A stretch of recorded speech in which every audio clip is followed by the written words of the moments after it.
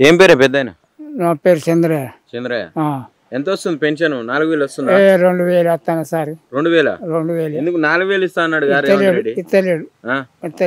అంతేనా? ఇస్తలేడు అన్నాడు కానీ ఇస్తలేడు. అరే అడగలే మరి? అడిగితే గంతే అన్నారు. అడిగితే లేవు రావు అన్నారు. 2000 వస్తాయి అన్నారు. అంటే మరి సప్పుడు ఏం చెప్తాం. ఏమేమి వస్తున్నాయి మరి కాంగ్రెస్ వచ్చిన తర్వాత? ఏమి వస్తలేదు. ఇక మొన్న బియ్యం మాత్రం వచ్చింది. సన్న బియ్యం వచ్చినాయి. అంతే. ఉన్నాయా? మంచిగా ఏమి లేదు. ఇది కాలు ఇరిగింది. ఇక ఇది పట్టుకుని వస్తాను. అంతేనా? ఇందిరమ్మ ఇల్లులు వస్తున్నాయంట. ఏది లేదు. పెట్టలే మేము. మాకు రాలేదా? రాసుకపోయింది కానీ రాలే. పెట్టిన రాలే. మరి ఎందుకు ఇస్తలేడు పెన్షన్ గానీ ఇందిరమ్మ ఇల్లులు గానీ? ముసలోళ్ళని మంచిగా ఆదుకుంటా అంటాడు కానీ ఏది లేదు సారు. ఏది వస్తలేదు. నాకు దానికి ఎత్తుకోవడానికి ఇచ్చుక మంచిగా బండి మంచిగా ఉండు కానీ ఏది చేస్తలేరు. ఎట్లుంది ఇప్పుడు? ఎట్లుంది అప్పుడు? ఎట్లుండే కేసీఆర్ ఉన్నప్పుడు? ఇక అప్పుడు ఇప్పటికి తేడా కొంచెం. అప్పుడే మంచిగా ఉండే. కేసీఆర్ ఉన్నప్పుడు అప్పుడే మంచిగా ఉండే. అప్పుడు కొంచెం చేసిండు. ఇప్పుడు ఏందో చెప్పిండు కానీ చేస్తలేడు. ఏం చేస్తలేడా? చెప్పుడు మా చెప్పుడు లేదు. జాడేసిండు కథ. అంతేనా? పైసలు లేవు అంటుండు. పైసలు లేవు. నేను లేవా కానీ చెప్పిండు. మరి చెప్పుడు ఎందుకు చెప్పాలి? గంత చేస్తా అంటే అయిపోగా చెప్పుడు ఎందుకు గట్లా ఉన్న మాట చెప్పాలి. అంటే అప్పుడు తెలవలేదంట ఆయన లంకె బిందెలు ఉన్నాయని వచ్చిందంట.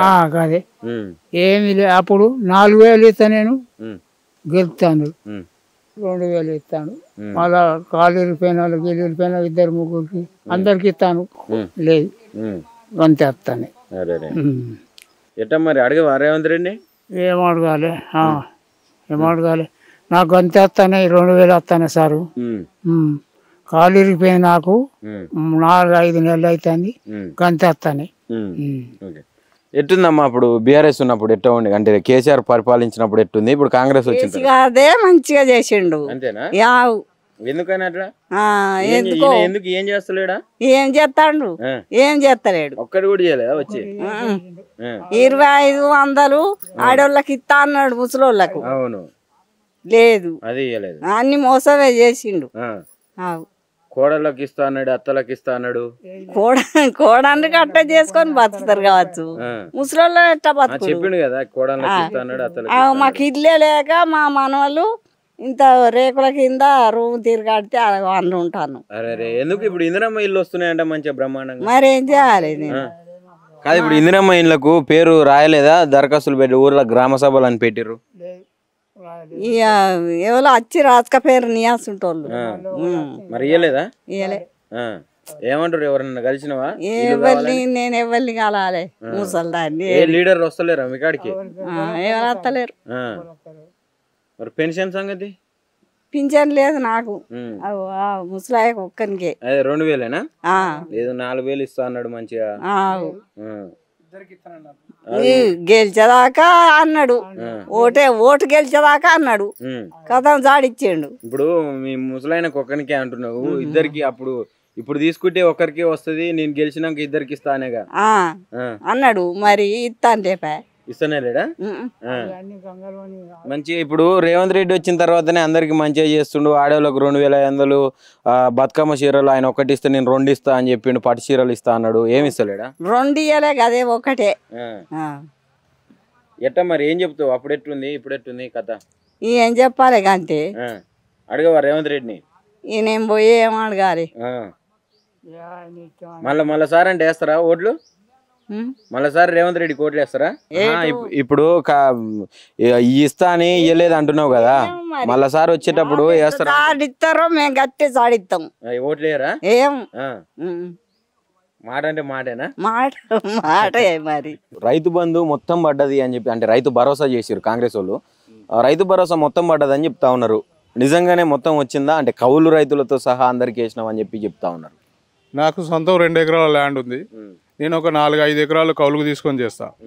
కౌలు రైతుకు డబ్బులు ఇస్తా అన్నది ఇక అది జూటా మాట అనడానికి తెలంగాణ రాష్ట్రంలో నీ కౌలు చేసే ఏ రైతును అడిగినా కూడా చెప్తాడు ఎక్కడికి వెళ్ళినా కూడా. ఎందుకంటే కౌలు రైతులకు ఇంతవరకు ₹1 అంటే అసలు కౌలు రైతులను గుర్తించలేదు ఇంతవరకు. గుర్తించిన వానికి కౌలు రైతు ఎట్లా ఇస్తారో కూడా అర్థమైతలేదు. ఇంతవరకు ఒక రైతును కూడా వీడు కౌలు రైతు, వీడు కౌలు చేసుకొని బతుకుతాడు అనేది అని గుర్తించడానికి కూడా వీల్లేదు. ఇంతవరకు ఎలాంటి చర్యలు తీసుకోలేదు కౌలు రైతుకు. మరి ఇక కౌలు రైతు ఎక్కడికి వెళ్ళితుర్రో ఇది శోచనీయమా ఏదా? ఏ పేపర్ స్టేట్మెంట్లలో అన్ని కౌలు రైతులకు ఇస్తున్నాం, అందరు రైతులకు కూడా రైతు బంధు పడుతుంది అన్నారు. మొన్న అంతకు ముందు సారి 2 ఎకరాలు 3 ఎకరాల వాళ్ళకు పడ్డది. ఇప్పుడు ఉన్న వాళ్ళందరికి ఎన్ని ఎకరాలు ఉంటుందో అన్ని ఎకరాలకి ఎత్తామని అంటారు. మరి ఎన్ని ఎకరాలకి ఎత్తారు? ఎన్ని ఎకరాలకు వస్తుంది? ఇంత ఎవరికి వేసిర్రు? ఎక్కడ వేసిర్రు? ఎవరికైతే రైతులందరికీ ఎవరికి వాళ్ళే 2 ఎకరాలు వాళ్ళకి అన్నారు. నాకు ఇంత 2 ఎకరాలే ఉంది. నాకు ఇంతవరకు నా ఫోన్ లో మెసేజ్ రాలే. నా ఫోన్ చూపెట్టమంటే చూపిస్తా. ఇంతవరకు మెసేజ్ రాలే. నాకు పడ్డట. దీని మీద కూడా రకరకాల చర్చలు నడుస్తున్నాయి అన్న. అంటే ఇదంతా ఓట్ల కోసమే ఇచ్చిండని చెప్పి కొంతమంది అంటారు బీఆర్ఎస్ వాళ్ళు. ఇటు కాంగ్రెస్ వాళ్ళు ఏమో లేదు రైతులని ఆదుకోవడానికి రైతుల సంక్షేమం కోసం వేసిండని చెప్పి వాళ్ళు అంటా ఉన్నారు. నిజంగా ఈ టైంలో వేసుడు అంటే గతం నుంచి ఒక 2 టర్మ్లు మిస్ అయినాయి అని చెప్పి ఆరోపణలు వస్తున్నాయి. ఇప్పుడు వేసేదాన్ని ఆగిన దాన్ని అసలు ఎట్లా చూస్తారు? ఏం చెప్తారు? ఓట్ల కోసం వేసినట్టే కనబడుతుంది. ఓట్ల గురించి ఇప్పుడు మా గ్రామాలలో ఓట్ల పండుగ ఉన్నది. దాని గురించి ఇప్పుడు వేసినామని అంటే రైతులందరూ ఓట్లు వేస్తారని అనుకుంటారు. కానీ నువ్వు ముంచింది కనబడుతుంది ఆల్రెడీ. నువ్వు ఇంత 4 పంటలే బ్యాకున్నావు. నువ్వు ఒక పంట కాదు, 2 పంటలు కాదు, 3 పంటలే 3 పంటలే బ్యాకున్నావు. 3 పంటల రైతు భరోసా ఎక్కడికి పోయింది?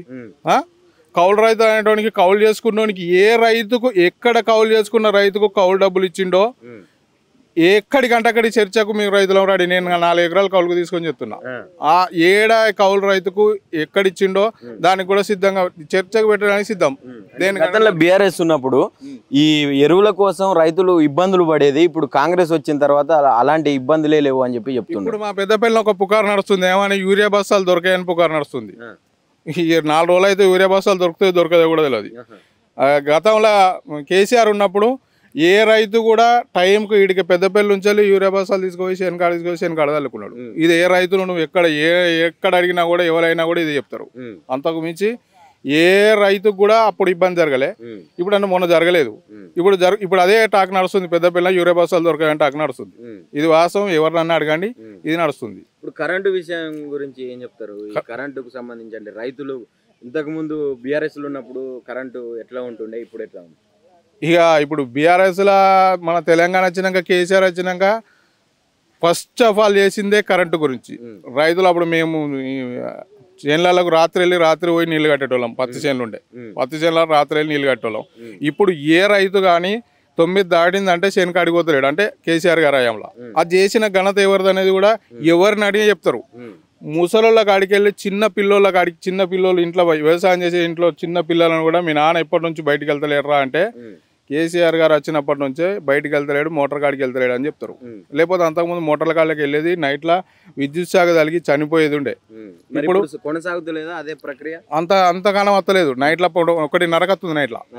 ఇప్పుడు ఏ సబ్ స్టేషన్ కాడికి వెళ్ళి ఎవరిని అడిగారు రాత్రి 1:30 కరెంట్ వస్తుంది. అంటే మళ్ళీ రైతులు పోయి మోటార్ వేసుకోవాలి, మార్చుకోవాలి, ఇవన్నీ ఉంటాయి. అలాంటి సిచ్యువేషన్ వచ్చే పొజిషనే ఉంది.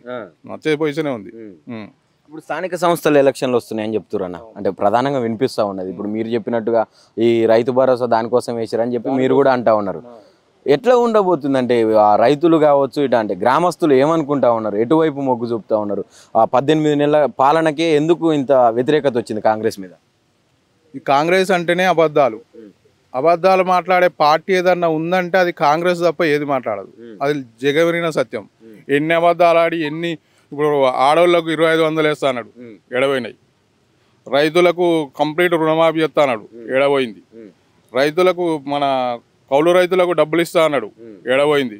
రైతు భరోసా 12,000 అని చెప్పిండు. 12,000 ఎవరికి ఇచ్చిండు, ఎన్ని పంటలకు ఇచ్చిండు, అది ఎడబోయింది.